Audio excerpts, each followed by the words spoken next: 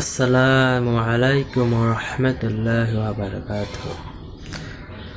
আচ্ছা, আমরা ঘোড়ার মাংস হালাল না হারাম বলেন? ঘোড়ার মাংস হারাম হলে দলিল কি, আর হালাল যদি হয় তাহলে আমাদের পাবনা জেলার কিছু ভাই এখনো পলাতক এই ঘোড়ার মাংস খাওয়ার কারণে। মূলধারার মিডিয়া পর্যন্ত তাদের সাথে আর কি ঠাট্টা করতেছে, তারা নাকি বাঁচার জন্য ধর্মের অপব্যাখ্যা করতেছে। সহিহ বুখারী 5519 আসমা রাদিয়াল্লাহু আনহা তিনি বলতেছেন, মুহাম্মদ সাল্লাল্লাহু আলাইহি ওয়াসাল্লামের সময় আমরা ঘোড়ার মাংস খেয়েছি। সহিহ বুখারী 5520 মুহাম্মদ সাল্লাল্লাহু আলাইহি ওয়াসাল্লাম খয়বারের যুদ্ধে তিনি সরাসরি বলেছে গাধার মাংস তোমরা খেও না, আর ঘোড়ার মাংস খেতে তিনি অনুমতি দিলেন। কেউ যদি না খায় তবু এটা হারাম হয়ে যাবেন, এটা হালাল। রুচি অরুচির ব্যাপার, আপনার রুচি না হলে আপনি পাঙাশ মাছও খায়েন না, আপনি ইলিশ মাছও খায়েন না, যদি আপনার সমস্যা মনে করেন, খারাপ লাগে। আর হালাল জিনিস আপনি খাবেন না কেন? আপনার ইচ্ছা সুযোগ থাকলে আপনি খাবেন, আল্লাহ নিয়ামত দিয়েছে। আর যারা নিষেধ করেছে তারা হারাম বলে নাই, সর্বোচ্চ মাকরু বলার চেষ্টা করছে, তাও আমদাদে বলেছে। কিভাবে?